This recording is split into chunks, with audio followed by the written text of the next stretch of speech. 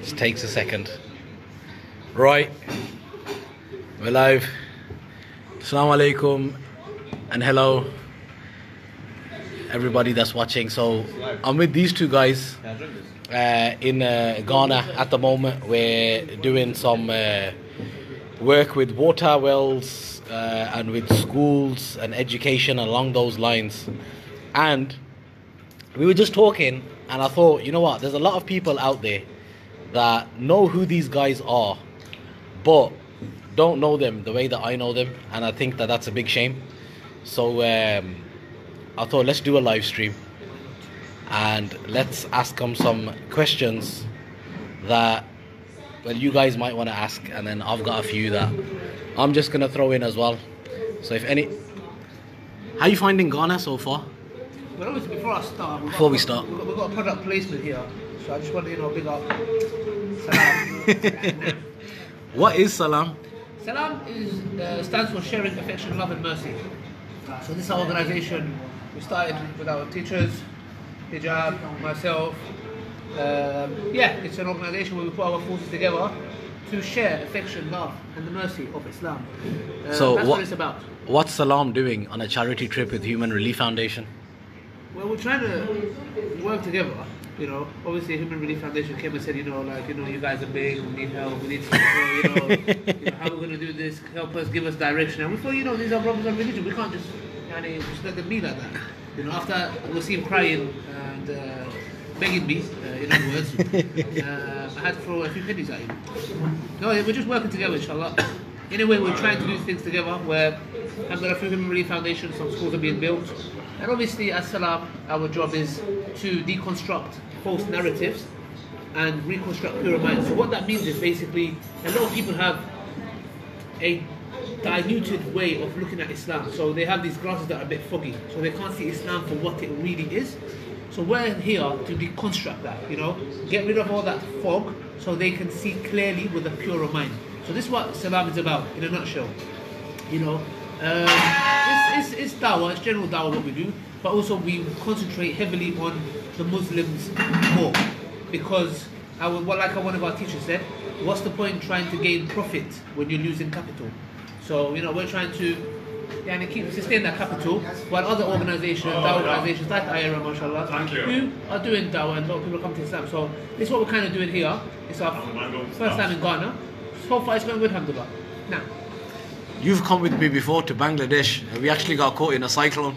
How was that experience? Yeah, man, it's on the video. We've got a video on YouTube. They can kind of see for themselves if people want to see that. But in a nutshell, it was quite what did the answer? What happened? happened? What happened when the cyclone? Apparently, you was on YouTube looking for survival tactics. What happened? Yeah, I did do that. First and foremost, because cyclones, like, we were actually on, as you remember, we're on the beach on the coastal region. And so we're right next to the beach. The hotel was right next to the beach as well. So I was thinking at that time that's it, man. It's over. You know what I mean? So it was actually kind of a spiritual experience, man. When you think that you're not gonna die and death is imminent, then you start thinking about things in a completely different way. You obviously are called Ali Dawah. So how did you come up with that? Did you just think, alright, so I'm gonna be called Ali and I do Dawah? Yeah. So, but then does that explain Mohammed Hijab? That's my actual surname, but I'm Hijab. Hijab is the Egyptian rendering of hijab. Yeah. So that's my surname. He didn't wear hijab and came out with that. No. Yes, it was like that. I used to call myself sometimes Ali, even before Islam. And when I came to Dawah, I just thought, okay, let's just join the forces together. That's what it was, really. Yeah. A lot of people don't know, like you just said, before Islam, a lot of people think that you've been on it your whole life. No, not really. I came in 2012, 23rd of December, to Islam. And I come from a family where I didn't have no religion. I always believed in the Creator, but I believed religion was man-made. That's shocking, you've achieved everything that you have in just that time. I would say actually it's the opposite. I didn't. Well, the thing is how you see it. For the people, for the outside world, you'll see the content that I produce. And yes, to be honest, it shows the state of our youth to see what I'm doing as something like great and wow. And okay, alhamdulillah is good. It helps people, but achieving wise, there's a lot of things that I question myself about. Have I achieved enough? Have I done enough? Like personal development, and I think I'm lacking very, very, very greatly. But obviously, with my friends like Hijab and my teachers, I'm working on that, because you know one of the things that's important is that you acknowledge your mistakes, you acknowledge the things that you can improve on. That's the first step towards success, and then after that it's about gaining and polishing that. So regarding content wise, yeah, I've achieved great, but personally I've got a lot of development to do myself, and yeah, that's a self-reflection. Now You are looking hench in that t-shirt. No doubt about that. What sports do you do to keep fit? And what would you recommend?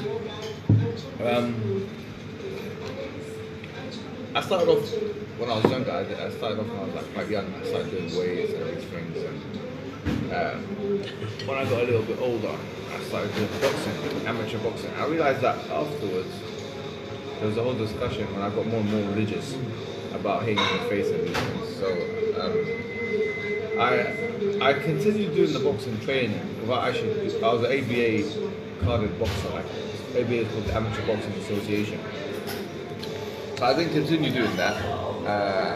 So I was probably about 17. I started doing boxing. After boxing, I started doing freestyle wrestling, which I realized was, a lot of us assess sports in the wrong way, because in terms of combat sports, I think we honestly assess it in the wrong way. We assess it on popular sport.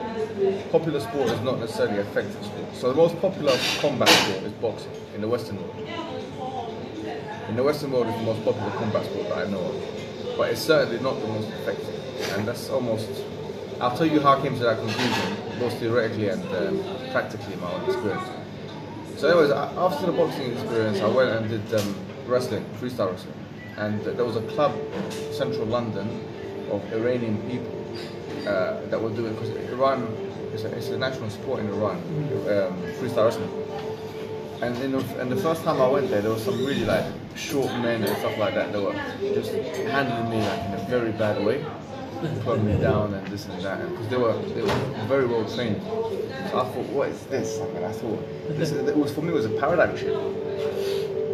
And I thought, this is something I was not exposed to. Like, I can't believe that. So there was guys like half your size throwing you around. Oh yeah, and they're still. Guys, and you're what, 6'7"? I'm 6'6.5", but at that time I was 6'6.5". That's very specific. I wasn't fully grown at that time, but at any rate, I was a tall guy and a bigger man, but I was being taken down by these smaller, more athletic, more versatile, more technically able individuals that knew how to put someone down. I remember the first time I got put down was ankle pick, and it was just a small guy. I think he was like much younger than me as well. I think he was 15 or 16 years old. It was quite embarrassing actually, because what's the ankle pick? It's a kind of single leg takedown where you bring someone down. I'll show you how it looks. You can YouTube it. Show us on Ali. Not now, but it's basically what Khabib did almost. You know what Khabib did to Conor McGregor? Quite similar to that. And he took me down with something quite similar to that. It was a little bit different because the way you come down is a bit. But at any rate, he took me down with that, and I was very much. I'm talking about that kind of ankle, not the one where you lift the leg up. Whatever, yeah, but anyway, so I was thinking, wow, this is a new paradigm. So I stayed focused on that for some time. Actually, I was very interested in wrestling. I knew it's not very popular in the UK, in Britain. It's not popular at all. So I had to go and find these areas where people were good at wrestling. And I found that the Iranians and the Russians, and when you can get them as well, some American guys. Basically the nations that do really well in Olympic wrestling, they are the best at wrestling. Russians and this and that. So I used to drive around trying to find those guys. And I found there was some guys that you just come across and think, you don't want to meet this guy. I don't know of any way I could basically destroy this guy. There's no way I could do it. Like, Cuss me, I forgot what the question is. I'm telling you my evolution of sports, innit? So anyway, so we started with boxing. I realized that boxing was almost ineffectual completely when it comes to a boxer will lose to a wrestler. I think that's the general rule. You're 100%. And I'll tell you the evidence of that. How? the evidence of that is not just what I've witnessed anecdotally, yeah, but it's the UFC experience. Because in the UFC experience, if you go back to UFC like 1, which happened I think in the 80s and 90s, yeah, basically it was an experiment where you get people of different disciplines, yeah. So you get the boxer, you get the wrestler, and you get the BJJ practitioner, and you get the Muay Thai fighter, you get the karate guy, you get the taekwondo guy, and basically what they wanted to do is they wanted to see what sport is the best. So what we found with that whole experience after 10-20 years of experimentation and hundreds of fights, literally hundreds of fights, is that 3 sports came up as most effective in one-on-one combat. And those 3 sports seem to be Muay Thai, which is kickboxing, but it's a different kind of kickboxing, Brazilian Jiu-Jitsu, and freestyle wrestling. So now, if an MMA practitioner wants to do MMA, basically 9 out of 10 gyms will have those 3 things there. Like if you go to an MMA club, they'll have those 3 things, and basically you have BJJ classes, you have Muay Thai classes, and you have wrestling classes. So a boxer is one-dimensional. All he's doing is this. A wrestler's coming down, he'll take you down. You have no power to punch if someone takes you down. It's finished. If the fight is over, you have no boxing anymore. And that's what basically I realized. So the third paradigm shift for me was the wrestling paradigm shift.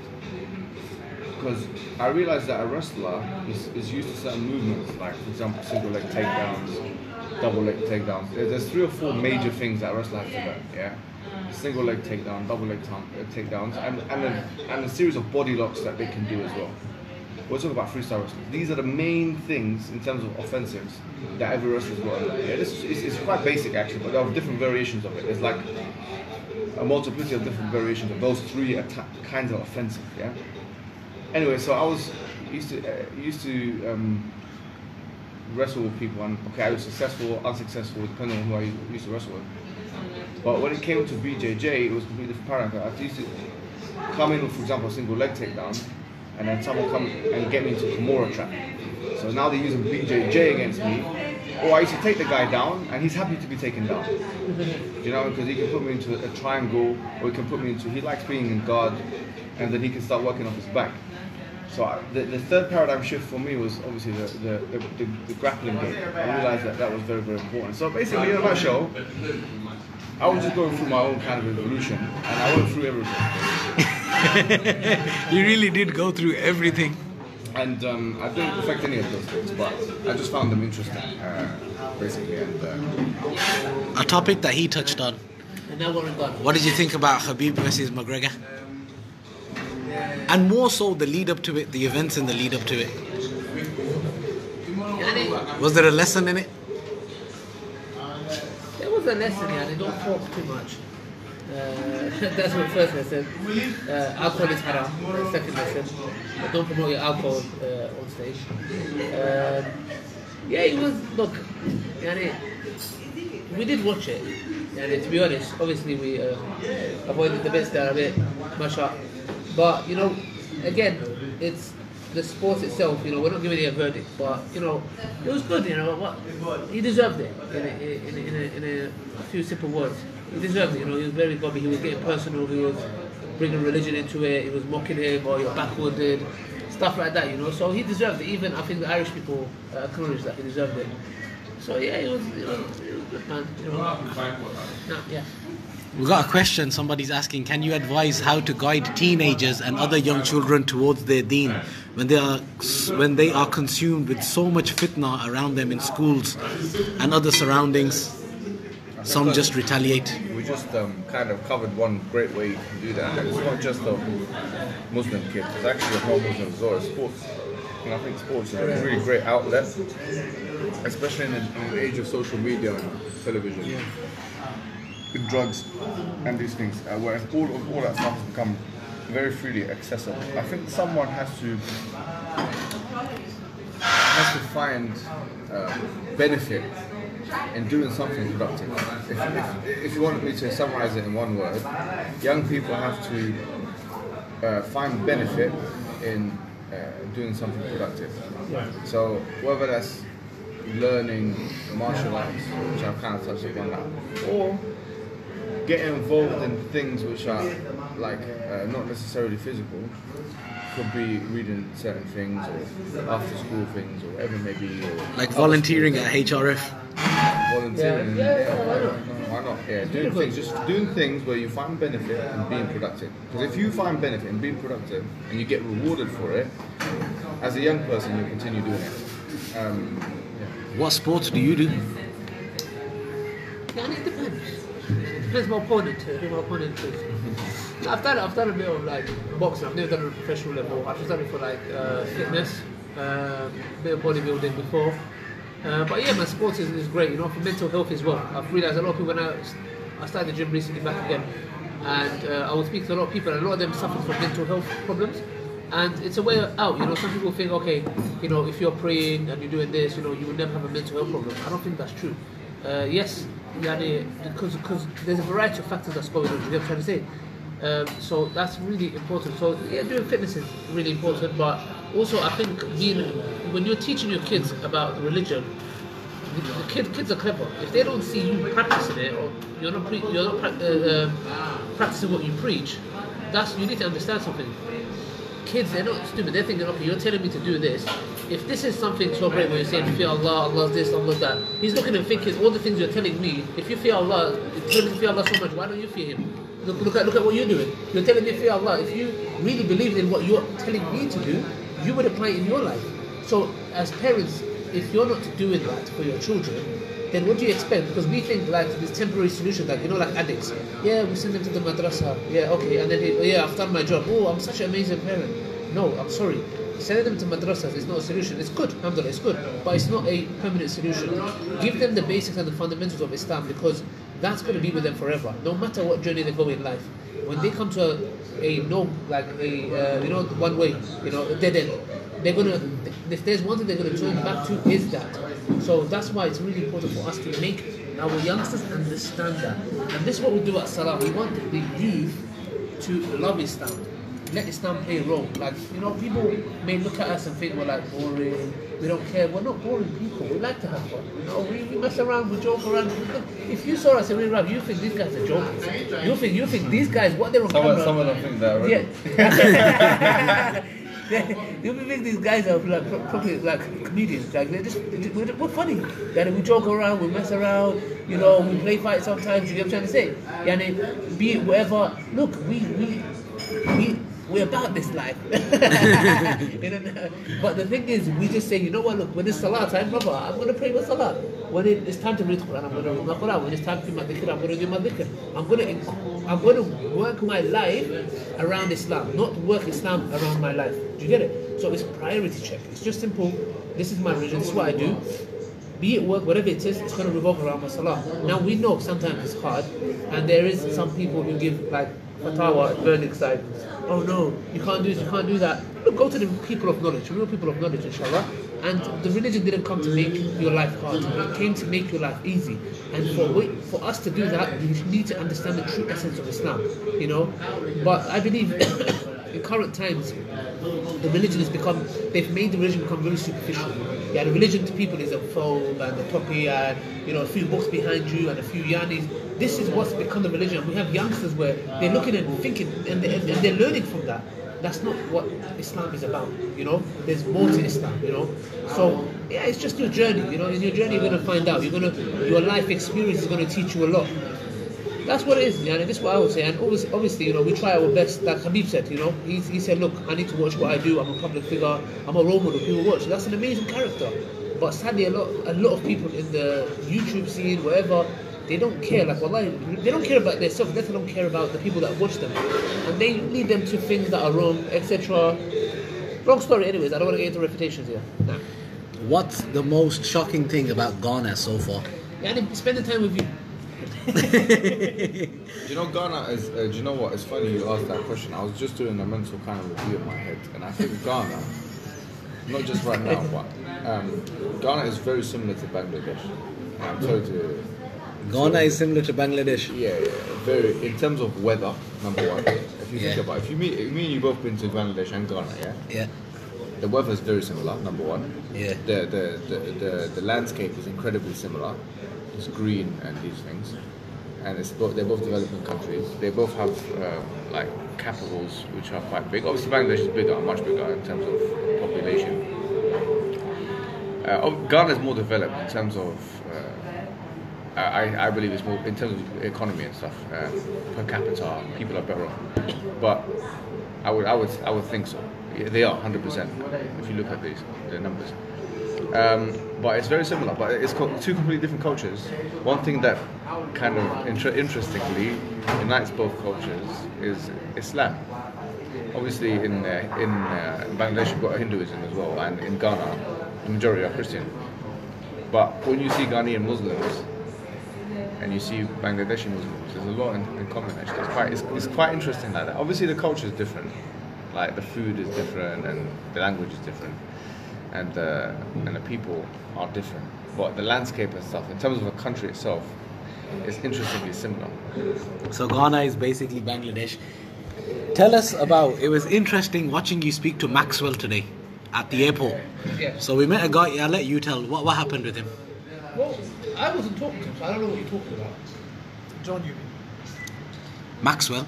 I wasn't speaking to Maxwell, he was him. Yeah, he became Muslim, alhamdulillah. Say that again? He accepted Islam. Accepted Islam. Do you know What was your conversation with him about that was made a him very short accept Islam? conversation. We just talked about the fact he gave it to me because I was just telling him like we don't believe in Ghana. Christianity and Islam kind of dominated the scene. Atheism almost doesn't exist. I've never met an atheist. I have not met an atheist. Yeah, that's you know that's quite profound, man. Yeah, 'Cause you know, atheism doesn't exist. The dawah here is totally different. It's like when you talk to people here, you need to understand that it's very basic. They have the fitrah, they have the innate disposition of believing in God. So it's very basic. It's just, do you believe? I think if you started talking to people about God's existence, I think they start laughing at you. Yeah, of course, man. I think there was one newspaper I read. He said that one country in Africa actually locked one guy up and said that he's mentally ill because he said he's an atheist. Do you know what? I genuinely think that atheism is so peculiar, and it's very distinct, and it's very specific in many cases to, sorry to say, but to white people. It's a Western phenomenon. Not only that, it's a popularized idea. Because most of them that we talk to, they have no idea of their Not to beliefs. say that there aren't atheists elsewhere, but it just seems to be very prevalent in the West, above and beyond anywhere else. You know why? Because it's been popularized. Like, this is the new thing. This is join on board. Because we speak to a lot of people who, we speak to them and we ask them, okay, you don't believe in God. They don't know why. They don't know. We go, why do you believe there's no God? Because evolution explains it all. What's that got to do with anything? The fact that you're saying that you don't understand. So it's just something, it's like they've been programmed and they're like, this is popular. It's like, sometimes this is popular. You don't know what it is, you just go and buy it. You don't even know why you're buying it, but it's popular. You're like, why did you buy it? I don't know. Everyone else is buying it. I just bought it. Why? I don't know. I just bought it. I think this might sound slightly controversial, but I think it's to do with affluence as well. Yeah. I think there is a correlation. I'm not saying it's necessarily causation, but there is some kind of a correlation between places where there is more affluence and rejection of religion, and by extension, rejection of God. So obviously, the Western world, and Japan and those countries, but it's not just specifically the West, but Japan is quite atheistic as well. If you look at recent demographics, it's becoming more atheistic. You look at countries which are more, quote-unquote, developed from an economic perspective, it's more likely that you'll find atheists there. And it goes back to what Muhammad said. Or what's known in the religion, that most followers of Islam will be people that are less off in terms of finances. So it's interesting. It's not just Islam, but it's Christianity. So I feel like religion, people are forced to think about purpose when they're less enfranchised. When they're disenfranchised, they're forced to think about the purpose of life. Why am I here? These questions. But when you have everything on the plate for you, you start to become so psychologically complacent that you start rejecting the favors of everyone. And that's what, capitalism and atheism are very similar. Yeah. If you think about it, If you think about it, capitalism, some of the base presuppositions of capitalism is that profit maximization. Yeah, you want to make as much profit as possible, and a byproduct of that, a necessary byproduct of capitalism, is inequality. Yeah, so the disparity between rich and poor, etc. Capitalism teaches you to be very individualistic, and individualism is in and of itself an ideology of the West. starting to see. It's back. Right? All right, yeah. So capitalism is an ideology and linked to capitalism is an idea of individualism, which is obviously the mother of all of these ideologies, liberalism. Yeah, but you've got them ideologies there. Then you've got atheism, which fits like a hand in a glove. Which fits like a philosophical hand in the ideological glove of liberalism, individualism, and capitalism, because all of it works together. If that makes sense. You know what I'm trying to say? So, capitalism teaches you to be individualistic, selfish, narcissistic, non-caring, etc. And atheism is an extension of that, because it teaches you that don't believe in. It tells you not to believe in the evidence, to be ultra skeptic, especially when it relates to theology. And the extension of that is denying of the favours. The word mulhid in Arabic means someone who denies favours, and that's the same word they use for atheist, because you're denying the reality of God. So you're denying, you're careful, you're denying, you're an infidel, but that's the point. As an atheist, you have to deny the existence of God, and by extension, any favours that particular God in your mind now, which you've rendered non-existent, would have given you. And that's exactly the spirit of capitalism. So it's that deep narcissism that I don't care about. I'm meritocracy, right? I'm in charge of my own future, I'm in charge of my own thing, this and that. So I think all of these, the thing is, why is atheism like a seed that outgrew this, mutated plant, this corrupted plant of atheism that outgrew in the Western world? Because all of these ideologies in the West, it's kind of like a preparation for atheism. Capitalism, liberalism, narcissism, meritocracy, all these flash slogans that came out in the Enlightenment period are all a preparation for, okay, just forget about the whole religion thing as well. Just like you don't care about your fellow man, just like you don't care about, you might as well not care about theology as well. You are the God. You are the God. That's what they want you to kind of say to yourself. And that's what the Quran says. It's the Quranic argument. Have you seen who has made their own desires as God? And that's what, at the end of the day. Yeah. Let's just check on Ali, because he's been a whole 4 minutes before, and he hasn't said the word Ya'ni. Just get one in. Carry on. Me? Yeah, somebody's asked you a question though. Why didn't you jump in the crowd like Habib after the wood debate? I actually did. You can check my Instagram. You did? So he did. You need to go check it on his Instagram. Okay, somebody's got a question for you. It said, what's happening at Speaker's Corner in the park? Because we used to watch the videos and really enjoyed it, but now it's turning into madness. That's why we kind of giving it some rest, because it's turned into like EastEnders. People are just coming and trying to be a character. They're trying to have a role. So it's just a lot of egos are getting in the way. So we avoid it. We go, but every now and then we go. We just try to stay away from the basic stuff. Just try to carry on our down. Favorite pizza topping? Can I ask you a question? Are we gonna have coconut juice? We're gonna go get coconuts now. Let me just wrap this up with some random questions. Favorite pizza topping? I like pepperoni, halal one. Your favorite drink? Water. From all the people that you've debated, whether it's in Speaker's Corner or wherever it is, who has been your toughest opponent? Phil from the park. He's an atheist, funny enough. Apart from me. Is that the guy who just had one with respect? No. Phil was the hardest debate. Do you know who else was? Shamsi. I'll be completely honest, because Shamsi surprised me with some facts I didn't know. So it's basically those individuals. Yeah, it's individuals that surprised me with facts I don't know. So I think Phil was one of those. Shamsi was another person. A third person might have been. You know who was too much for me in the first instance? And I had to go on a third thing. I would say there's a guy. The basics of Sikhi guy. That for me, it's not, debating him was not that difficult, but the first time I saw him in the park, I just didn't approach him. I saw him there, I was there, I didn't approach him. I thought, what I'm going to do is I'm going to leave this guy. I know he's going to come back in 3 or 4 months' time, because he used to come periodically, he's dead now. But he used to come periodically, so I said I'm going to do my research on Sikhism to at least a foundational level, before I go back to this guy. Because otherwise I'm just going to speak from ignorance. So I went and did my. Do you know who I actually checked up to find out about Sikhism in the first instance? Him. I went to his channel and I checked his sources and this and that.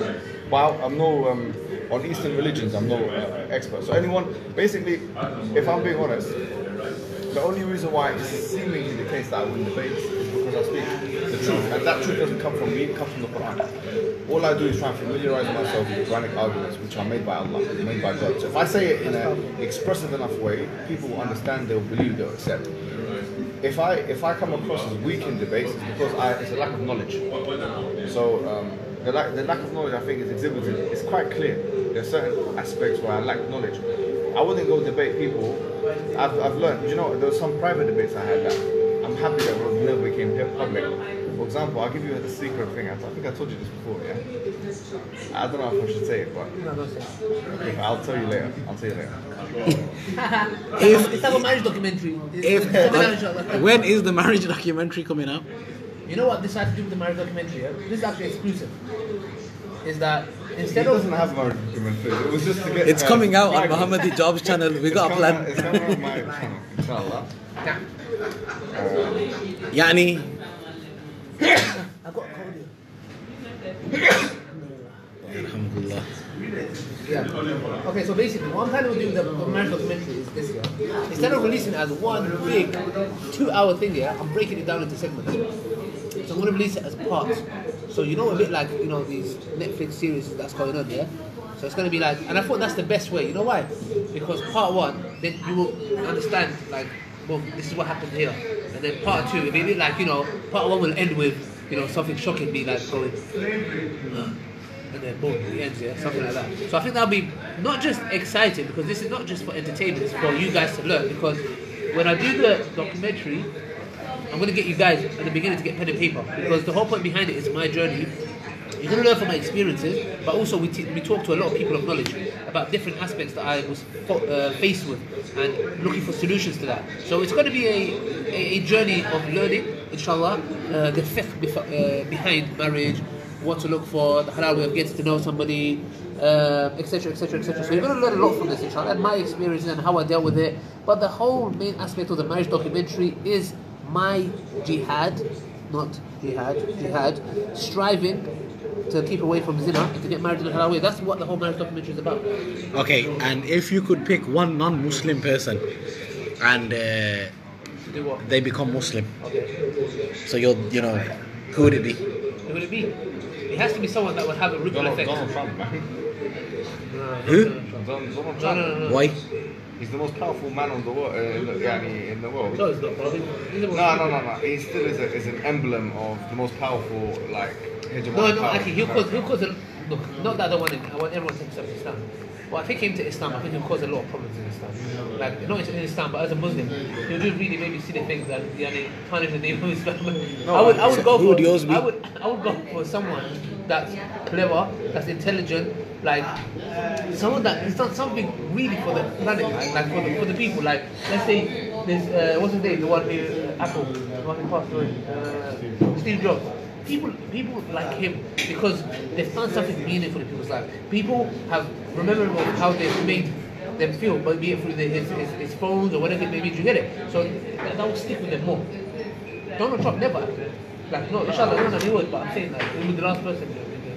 Alright, and just to finish up, how was your experience with American people?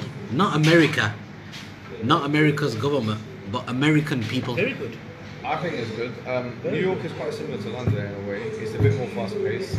The buildings obviously a bit higher.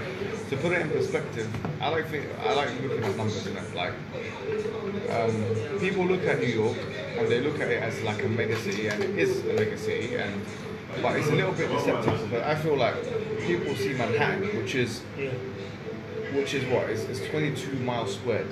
The size of Manhattan is 22 miles squared, and the whole size of New York as a city is 306 miles squared. So that's about 6%. Manhattan, which where all the tall buildings are, is about 6% of the overall size of America. So what you see in the movies is 6% of New York. It's not even. It's not even like 10% or 15%. let alone of the state of New York, let alone of America.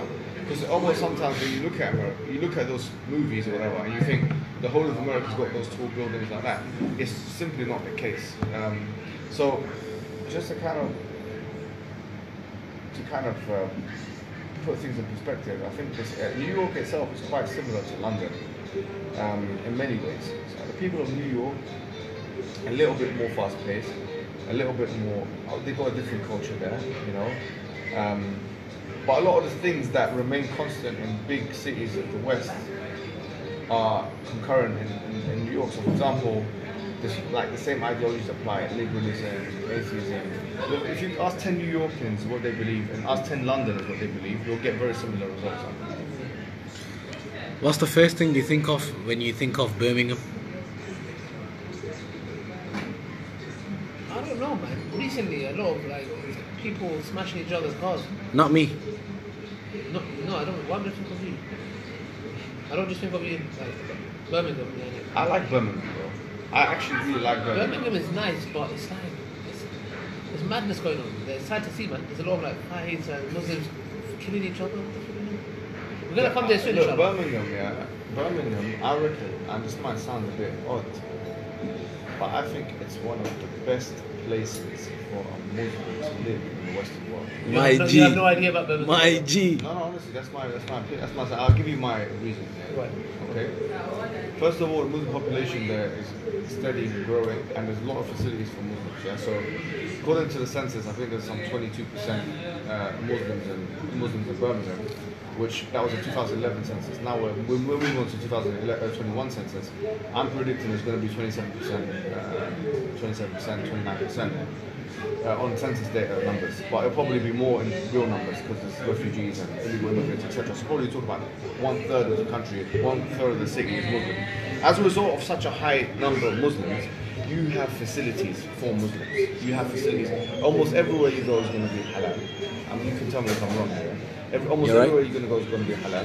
Yeah. Almost anywhere you're going to go in Birmingham is going to be a masjid. Yeah. Yeah. There are some sectarian problems there, no problem, but all of those things remain constant. So if you want to put your child in an Islamic school, if you want to be, if you want to send them to a madrasa, all of those things, almost anywhere you are in Birmingham, is going to be freely available for you.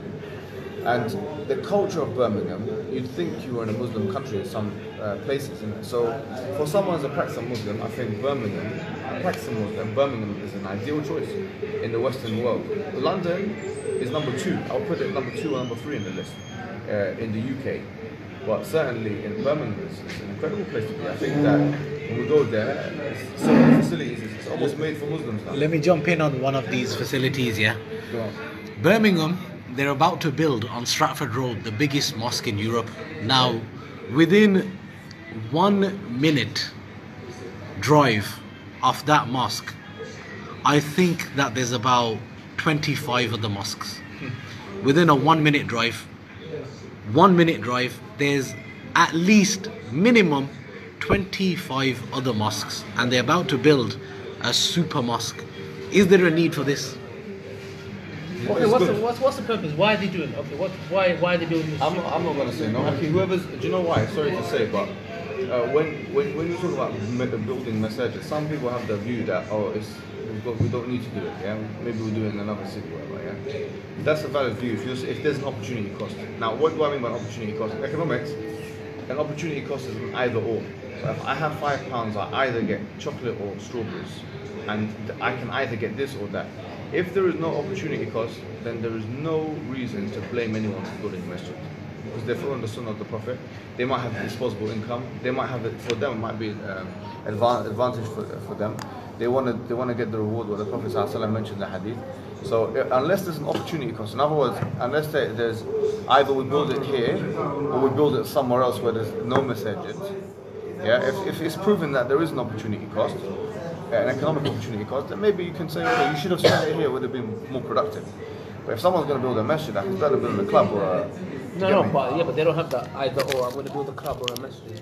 No, I didn't say a couple of masjids. I mean, like, if you can build the masjid somewhere else where there's no 25 masjids. Yeah, that's better than building it in a place where 1 minute away there's a masjid. Yeah. So what's the purpose of them building this? I'm very curious. What is it to just say, okay, we're the biggest? What's the purpose?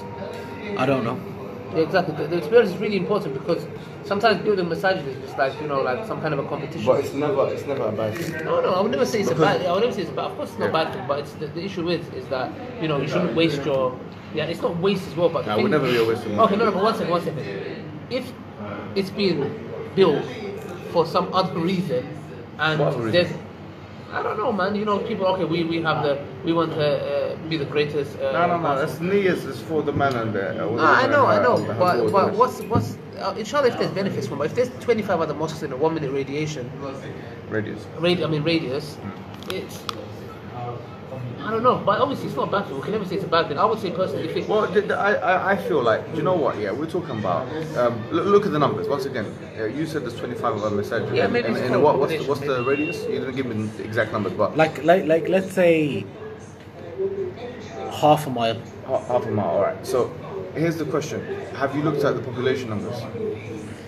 The population is big, but also for like the Jummah, you'll get maybe for Fajr you'll have 7 people. Fajr is different because we've got Eid prayers and we have Friday Okay, prayers. but even then Dhuhr, Asr, you're looking at 10, 20 people. To be fair, what you got to look at, forget all the Asr, that's never what you look at. You look at the most populated prayer.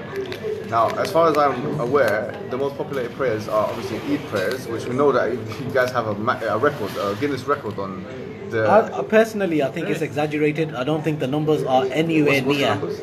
The numbers are, I've heard something like 120,000, 100 and...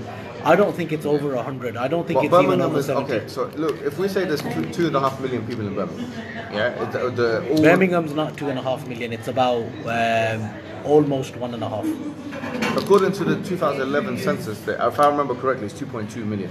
No, it's 1 point. If you're including the Greater Birmingham area, What's the Greater Birmingham area? I don't know, but if you can check it out. But I remember in 2011 the census there was like 2.2 million people in Birmingham, yeah. And he's if gonna we confirm it say for us. if we say that let's go for a liberal estimate, not a conservative one in this case. If we say that 1/3 of the population might be Muslim, yeah. So we're talking about what are we saying now? What's a third of two? What's a third of two? 60. Yeah, so 600,000. Yeah, 600,000 Muslims. That's a lot of Muslims. And Birmingham is not a massive geographical landscape. So it could very well be the case that there's more demand than supply in that area, even though there's 25 masajid. Could be. So you'd be surprised actually, because in Friday prayers and stuff, people are still. I see Birmingham. Nah, people to be outside. fair, you're right. About the Jummah prayer, Yeah. like most masajid are at their capacity. Do they have Yeah. second? So the way you look at it is not with the lowest prayer, it's the highest prayer. Because the highest prayer is Jummah prayer, yeah? Yeah. So we want to facilitate for Muslims at all times and places. That's how you should be looking at it. Not the Fajr prayer in most masajid, even in the Arab world, is That's going a to be very like good that. point. That's how you should be looking at it. Nah, so I stand by my point. You got to look at the numbers. You got to do the economic data analysis, and you got to look at things properly. What was the best food? Can you remember any place that you ate in Birmingham? Because you do the halal dining and the salam dining and all of that. In Birmingham, yeah, Toros was very nice. Toros. Toros was very nice. That was nice. I remember going there. Yeah, Toros was very nice. Where else did I go? Oh, that place we went to, your friend's place. I've got a lot of friends, bro. No man, another one we went, we was doing The buffet, Ziriyab. no, that place as well, that place, but there's another place right next to Toros on that same road. Alam Rock, is it Alam Rock Road? No, Ladypool Road. Ladypool Road. You know the one where it's a bit further down, I think in the corner, when you go past the Turkish restaurant. You know, Oh, me, Lahore, you and Hijab. Lahore. You and Hijab sat there. What was we doing Yeah, there? Lahore. You had the fish, I remember. Yes. Masala fish. That's the Bangla stuff. Yeah, Lahore, And also that's we been there did- for a long We did a time. review in Ghana as well. Anyway, can we go get some coconut juice? Yeah, we're gonna go now. Any last words? No, just Salam. salam. I think that's a good way to end it, man.